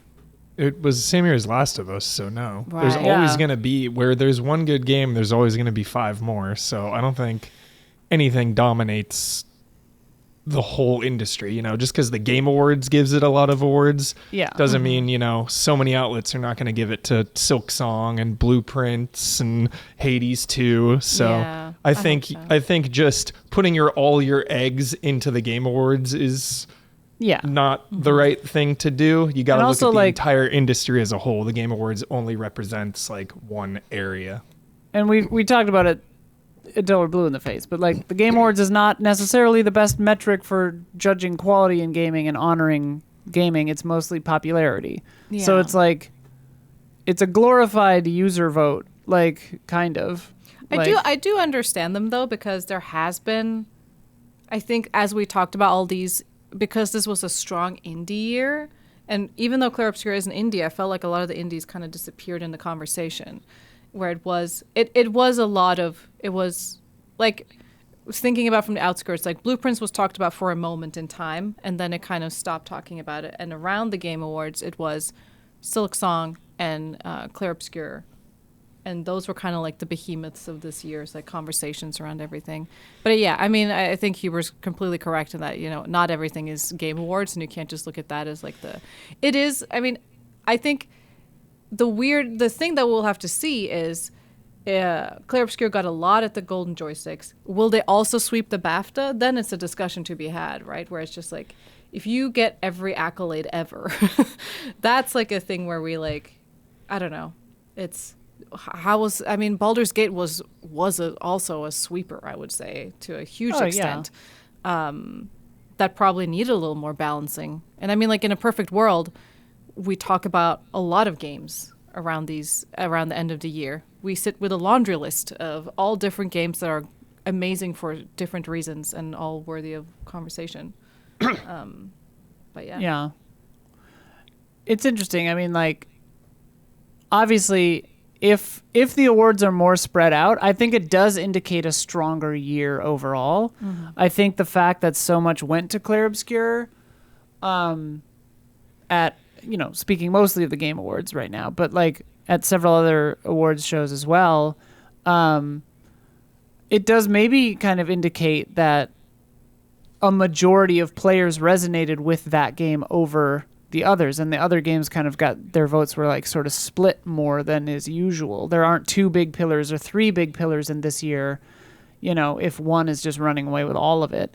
So I do think, like, to Brandon Kagan's point, like, I think it's a more interesting year when the competition is tighter, probably, but also GTA could suck. Or I doubt it. Know. You never know. I doubt it'll never suck, know. but I could definitely see it good, like but it's gonna be great. I could definitely see it. We never know. But I could definitely see it like not winning Music a bunch of award or, shows or whatever. It could lose that on some categories. There are so many good games coming out next year also that I think it actually will be a little balanced out. If they all it's come out front-loaded, as though. Everyone recency bias is a very powerful thing with that is true. award shows. Yeah. Any other thoughts on that, Damiani or Huber? I feel you said it pretty well. Like Huber did about. Don't worry. I mean, one award show. It's the most visible. So I mean, that's like what happens. Just 200 million people. Yeah. Yes. And like even if it like wins the other awards, I mean, maybe I'm misremembering. You mentioned Sophia mentioned a few. I remember like Breath of the Wild like winning everything too that year. Like it won like BAFTA. I think it won Game Awards, won BAFTA, I think it won like every major one. I don't think it won every like single site, but there have been years like one game like dominates. Yeah, I like remember that, they were talking about like Baldur's Gate 3. Somebody was saying that it was collecting all the awards shows like of Infinity Stones. And this year that's Clair Obscur kind of. Yeah. Totally. Yeah. It's just like one game. Yeah, it just sometimes a game just like catch on. It's good, obviously, and it just catches on. It's also like maybe in like a sweet spot where it's like not too like early in the award season. Like sometimes like, you have games that get forgotten because they come out too soon in a year. But I mean, also that's not also true because like Elden Ring came out pretty early in the year it came out, and people are like definitely did not forget about that game. So I think it was more maybe for so I've not played Expedition 33 yet, so that's why I can't like draw any like comparisons or anything like that. My guess is that it obviously besides being an actually very good game is that it probably offered a lot of things that maybe none of this competition were really like offering this year, and so it might have been a little bit more unique. Even though I know it's a turn-based RPG, it still might have been doing unique things. It seemed like the parry system and like the storytelling, maybe that was what was enough to set it apart. But yeah, I would say like it's fine to draw it's not too bad to draw conclusions like it's like a dominating game. So maybe this year had like weaker games. To add something slightly different from what everyone else has said, I get a little flustered when people draw certain conclusions from a game that I like question, and because I haven't played it, I can't get into this, so that's why I'm a little frustrated. But I still want to bring it up. But like my concern is after I played it, like I'm worried that some of this is due to a backlash against certain other series and like trying to prop this series up because people were angry about no turn-based in a certain series. And I'm like, and because literally every fucking thread, there's like a thread or discussion every week about why Final Fantasy sucks, and like Clair Obscur did small indie company beat Final Fantasy, and it's like, is this really what it is? It's like, are you I know it's not that, but like, as someone who hasn't played it and like I like to avoid the zeitgeist, like I hate when I cannot say, but like I'm sorry, I will go into Clair Obscur on some level of tilted slightly negative because most of the stuff I've seen about it is like people going into that discourse, and it's like, it sucks. Like, I don't want to have that, but it's like, now, like when I go in and play Clair Obscur, I'm like, this game better be good. It's like, you're like, I feel bad. Like, I'm gonna be overly critical, and like if it's not, it's like, well, it was good, but like I don't see why everyone was blown away by it. But that's a personal aside thing. I wanted to like throw that out there because I know I've not really spoken about Clair Obscur because I just haven't played it yet. I plan to like start it up probably like right after Christmas. I'm gonna try and get it and I mean, it's play it. It's another in a long line of games where I feel like I'm on crazy pills because everyone, I didn't hate it, a lot of it, but yeah, it definitely is an interesting game that it's interesting to me that everyone is so gaga for it. Yeah, that's like fine. Like you know me, I try and avoid zeitgeist for certain things. Yeah, and wait till it dies out. And like I like usually can forget all the discourse or like funnel it to the back of my mind. I don't like actively. It's not consciously being thought about. So like when I get to it, it's like feels fresh and new and like more of a clean slate. But like on the flip side, like Hollow Knight, like I think Silksong, I did play that game to death. Well, it was fantastic, and yet like I partially like think that some of the discourse around that game is about it was too hard. I couldn't finish it, so it's bad. I'm like, okay, well, here we go. I was like, so are all the FromSoft games now bad too? It was like, is Elden Ring bad? It was like, yeah. I feel like this only just has a couple little humps. It's actually chill. There's like a couple parts where it's like, this is fucking so hard. You get through that, you're good for a while. Then you have another little hard part. You get through it, you're good for a while. Like that's the thing. It's like, but that's the thing. If with no difficulty settings and stuff, like, that it is someone's experience, but also like juggling that. So that I mean, sometimes I do worry that like we've been pushed so far because of like social media and content creators trying to farm drama shit that like the narrative is so fucking like obscured and blurred and shit. Farming that, like, drama. Yeah, I mean that's the name true. of the game for content. The biggest content creators. It's all that like most of them do. It's like drama farming. I don't I was like. You don't even need to worry. Like, everyone's like, AI is going to ruin truth and narrative. I'm like, it happened way before. Like, he didn't need AI to screw it up. I was like, it's already been kind of been like blurred and obscured. So it's like, I just don't like, I hate that. And I try not to like engage with that, but it's just what happens. And it gets so frustrating to like see because I feel like I maybe have heard this a few times from you, Huber, where it's like you just can't have like honest discourse about games sometimes because every person's just gonna be like, I saw so and so say this, so like you're just wrong. Not gonna listen to you. You're wrong. They're bigger than you. They're more popular. So like you're wrong. Your opinion doesn't matter. It's like that happened recently with Mortal Kombat. I'm having such a great time with the collection, but like a couple people hated it. So that's just the narrative of that whole game is that it's bad. And it's like, wow, I've learned so much about the makings of Mortal Kombat. This is one of the most like valuable pieces of media of the year to me. Yeah.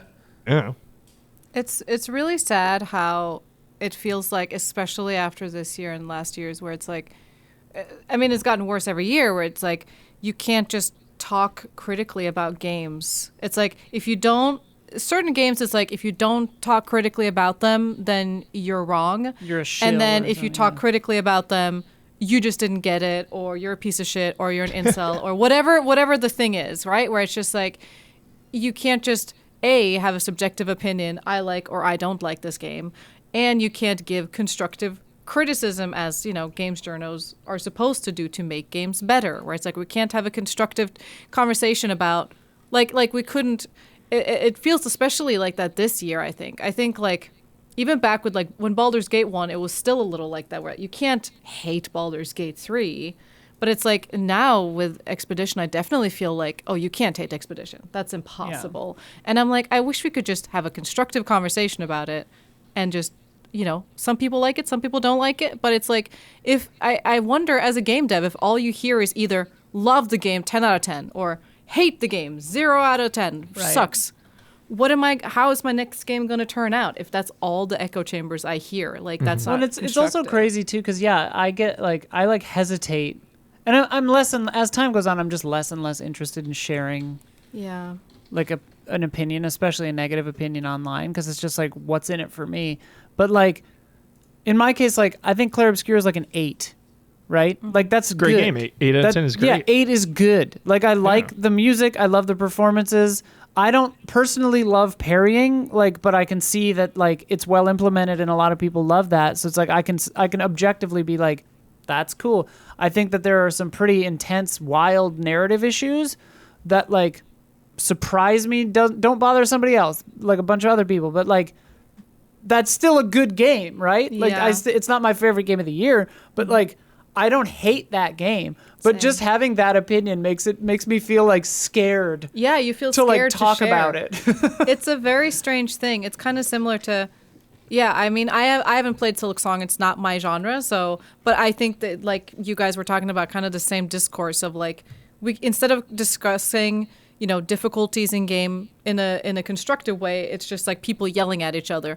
It's too hard. No, it's not too hard. No, it's get like good. Yeah. instead of just why don't we just talk it through and see, like Huber said, like there are certain parts to get over and that's how the game works, or like let's But also, the most crucial thing about all things in the human experience is if you don't like it, that's okay. that's fine. Yeah, absolutely. Just put it down. Put it like down. you don't have to.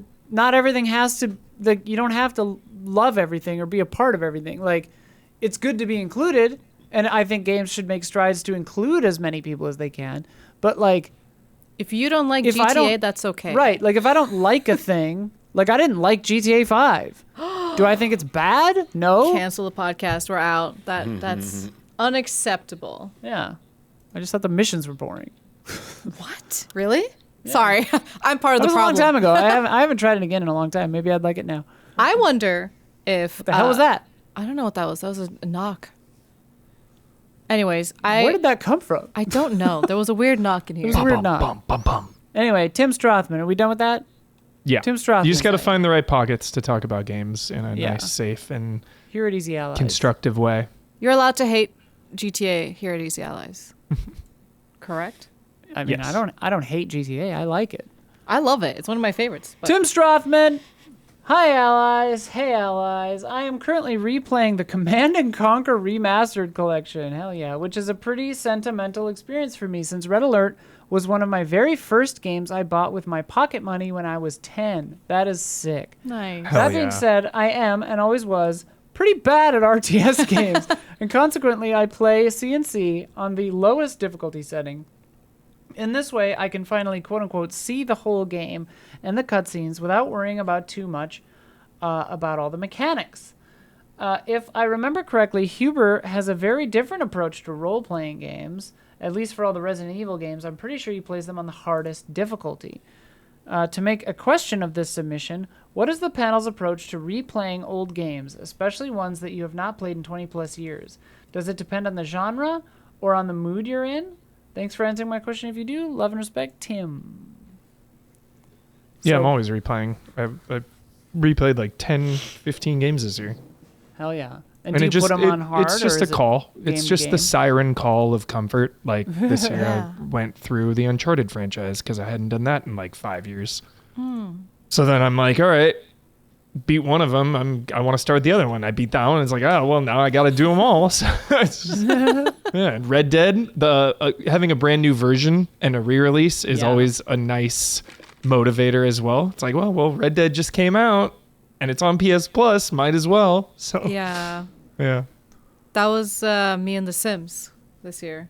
Hell yeah. The Sims, they were a little buggy, but it was really nice to return to it. And I didn't return for like hours on end, but it was just, I do the little like peek in. Same with Left 4 Dead. Like occasionally just play a couple of maps and just be like, all right, back It's old just so friend. comforting. Yeah, it's comforting. It's game's really a like- de-stressor for me. It like really de-stresses me. Because we were just talking about the discourse, how intense it is. And, Yeah.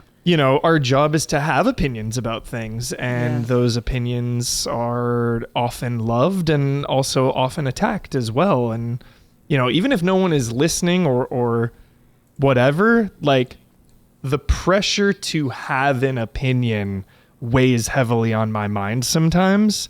So when I Yeah. play an old game, I don't have to have an opinion at all. Like I'm just playing this old game that no one is talking about right now. So that's nice. Yeah, Yeah. that's so on the nose of how I feel too. You get to enjoy it. Where it's like it's also the thing where like you feel bad because it almost feel like you shouldn't have to, but in the space we're in, you have to put like almost like a just FYI. You guys made a game. Congratulations. That's a huge achievement. Well done. Like Hell you yeah. shouldn't need to put that in as before you have any type of opinion. But it almost feels like if you have any sort of critique, I feel like a villain. I feel bad. Yeah. I'm like, it feels mean to the team. it feels yeah. mean, and it's just like I don't mean this to say like go to hell. I'm saying here's some constructive feedback, if Yeah, anything, and it's you've that's done art.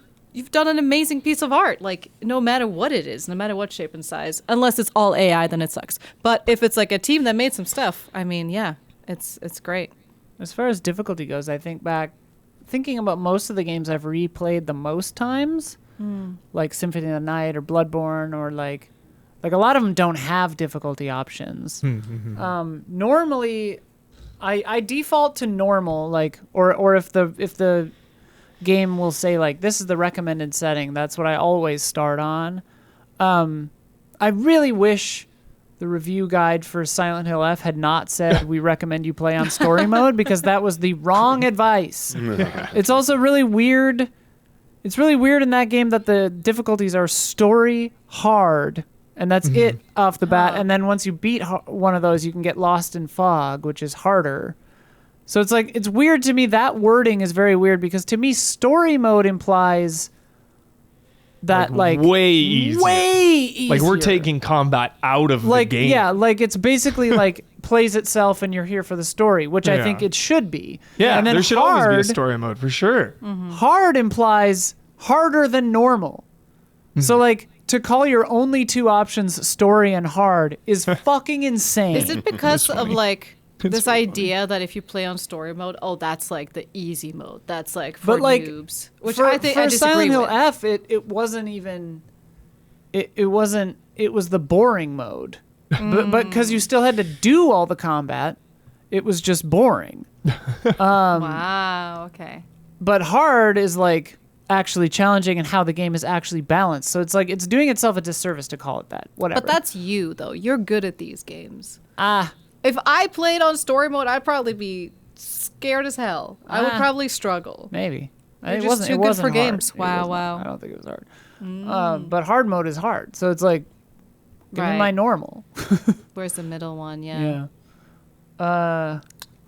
Yeah. So- Damiani, do you I, when you replay, what do you do? The most recent, I picked up remake, Final Fantasy VII remake on PC for one of the Black Friday deals. I got it, and I didn't realize they'd done an update on it, because when I fired it up, it had a new option. When you said new game, it said, did you want to play like basically a boosted mode? It's like, oh, do you just want to like get power leveled immediately so you can just breeze through the game? And I'm like, Dude. it was intent to be a thing for people to catch up to Rebirth. It's like, Right. hey, are you more excited to play Rebirth, and you just want to like, you want to experience Get this there. game a little bit, but like you kind of like want to like rush through it a bit, because it's, Dude, you know, patch it's that long into games. Rebirth so I can finish Yeah, it. I think they'll probably add it to Rebirth when part 3 is announced. They'll probably do Right. that update. But like the level cap is 50 in remake, and it boosts you to I think either 40 or 45. I forget what it was. But like you're just power level to that. So like the early game, like you just breeze through everything. It's not like one shot. I mean, for remedial enemies. So this is the thing I liked about it. For remedial enemies, you're these powerful badasses. They shouldn't be fucking HP sponges. Like Right. I actually was like annihilating them. Like this feels correct. I was like, for regular fights, this feels correct. For the Scorpion Sentinel fight though, like doing like 3 ATB attacks, and then like the health bar stops at a certain point to allow the cutscene play out. It's like, oh wait, you can't kill it too fast. You gotta we gotta show you the cutscene. It's like this is happening so fast. It's like, okay, this maybe was like for the boss fights. It's like, this is like there's no challenge here. It's like you're just hit buttons and he just advanced the fight. I was like, okay, but I mean, when you got later, like you had like a Hell House, you had to actually there's some fights where it's like you still need to do the strategy intended. Otherwise, you're just gonna be there forever, and it's gonna be like you're wasting your time. But that was something I'd never seen before, where it just gave you an extra new speed up option. Also, the fast forward and cut scenes, not skip them, but hold down a button and it plays at a faster frame rate. So the default is 1.5x speed. And it was great because there are always these long pauses. And it's like, I know the story already. There are a few parts where I just want to remember what they said here. But there'll be shots hanging on a scenic shot here of an establishing shot of a new region. I know this region. I know where we're going. Fast forward, come on, get to the talking part. I don't need to see this. So it's really good. And plus when you know when they're going to say at some points, it's all right, even when they're speaking, playing it at 1.5x speed, I'm I'm okay with this. Yeah. It's just another way to play the game. It's maybe not I wouldn't prefer to play every old game this way, but I will say something funny. When I jumped into, because we talked about it 2 weeks ago on the podcast, I talked about jumping back into Final Fantasy 14 to do the new patch. During the story quest in 14, when the cutscenes, I was holding down the button. I'm like, oh no, I can't fast forward. It doesn't work. It doesn't exist. I'm like, no, I want this feature so much in other games. Just fast forward. I was like, the psychic damage of missing QOL from other games when you're playing a different similar game, you're like, oh no, that was the other one. Anything else on that? No, that's nice. Great. By the way, Easy Allies patrons are getting 2 bonus love and respect questions. One of them is about, looks like Sink or Swim. It's a game. Sink or Swim? We'll see what that's about.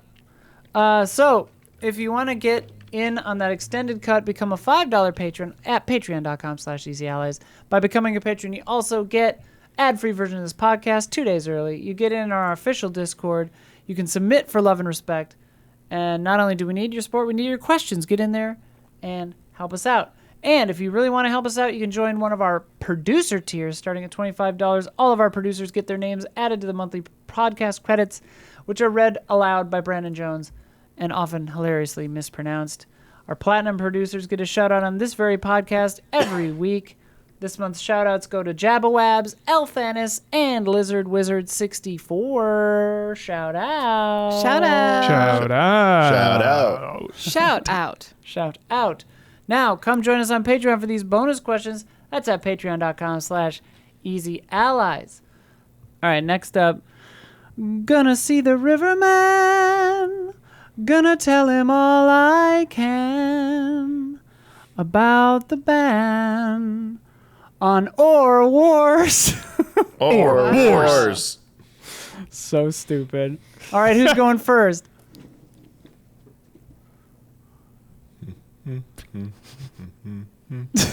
Okay. Damiani. Sure. Okay. Ooh, too bad you didn't go second. You have to Damiani. explain this. No, I don't. You don't? No. Oh my God. Damiani, this or that? You can edit this, or you can leave that. Damiani's a front runner right now. Damiani's a front runner. Christopher Walken. Hell yeah. Hell yeah. Wow. I'll accept it. This. You going with this? Because, yeah, just the way that Walken delivers it. It's a little bit more oomph in that than in that. Yeah, you're right. Yeah. You're right. All right, who's going second? Sure. Okay. I don't know what the fuck's happening. You just have to pick one and defend why you picked it. But, okay. That's it. Barbecue sauce or Raising Cane sauce. And I implied a 1 minute limit if Damiani picked this one. Barbecue sauce, 100%. Barbecue sauce is like arguably the most iconic dipping sauce of all time. Barbecue sauce. So how dare arrogant Raising Cane's does not carry barbecue sauce. Not only is it one of the most iconic dipping sauces, the most iconic thing to dip is a chicken tender. Yeah. And they are withholding that from us because of their arrogance. At least give people the option. You have your Cane's, Yes. you have your barbecue. Who are you hurting here? Like, have both. It's insane. Yep. We don't have time for a rebuttal at this time. So sorry. Your context didn't have to be about chicken, and I would have picked barbecue sauce as well. For sure. Ribs. okay. Ribs. They just said All of sauce. it. They Yeah. said sauce. They didn't say just chicken. So, True. Yeah. I wouldn't put cane sauce on a lot of things. All right. Shut up. I never had All right, sauce. you're next. I wonder if you have the cultural reference to get what I was doing here. But Uh-oh. next is snakes or shoots. What? I have a backup if you don't know what the fuck I'm I don't talking know about. what the fuck's going on. Do any of you understand this one? Shoots and don't know. ladders? Yeah. Because I Okay, grew up. Is it? I grew up with, I grew up with guess shoots that. and ladders. I did not grow up But with shoots some and people ladders. grew up with snakes and ladders. Oh, okay. So I was going to say snakes or shoots. We'll do my other one. This is a backup to that one, and it makes no sense. Okay. Guitars or roller skates. Oh my god. Why? Here, okay. Do you want to know what happened in my brain right now? I imagined Lenny Kravitz with both, and I thought, which one is best? That's pretty In the good. hands of Lenny Kravitz, and the answer is a guitar. I don't know why I thought of Lenny Kravitz. I mean, why wouldn't you think of Lenny Kravitz? I guess, but I was like, do I want to see Lenny Kravitz with roller skates or a guitar? Why I want to not- say why not guitar. both? I just at this time I think my answer will be guitar. Guitar. Also, think about all the good songs. Yeah. You know, does this mean that roller skates No, are? it's just you're picking one and defending it. It's Oh, fine. I'm defending guitars for sure. Well, Huber, I thought your impassioned argument was correct. I am going to give this one to Damiani Hell because yeah. I never in a million years did I expect him to just bust out Weapon of Choice by Fatboy Slim with reference to the music video shot in this beautiful Insane. city of Los Angeles, if I'm not mistaken. So, Damiani, you get to shout out anything or anyone that's on your mind. You get the final word on anything you've disagreed with, want to reiterate, or just pop in your head, and then you get to sign off with your trademark sign off. All right. Have to break the illusion a little bit here that we're not in the future. It's not the day you think it is when we're recording this, because otherwise I might have given my shout out to Stranger Things and the how it ended, yes. but I have no idea how it ended. But That's 2 weeks away for us. yeah, that actually, parrot time paradox. But to keep a fun shout out related to things I am interested in, Taco Bell brought back the quesarito, and my local Taco Bells are actually carrying it this time. Unlike the last 4 unique items they've boycotted or whatever for whatever weird reason. So quesaritos are back. I don't know if it's going to be any good, but I'm excited to try it. So shout out Taco Bell for trying new things every month, and for my local Taco Bells for finally carrying it. Final word. It is 2026 and AI still sucks. Yep. And sign off. Man, I didn't think of a new sign off. I wanted to. Okay, so because it's a time paradox, I'm still recording this in 2025. My next time, if I ever get to do this again, I will have a different sign off. But the last time for this one, because I'm retiring it, may the way of the hero lead to the Triforce.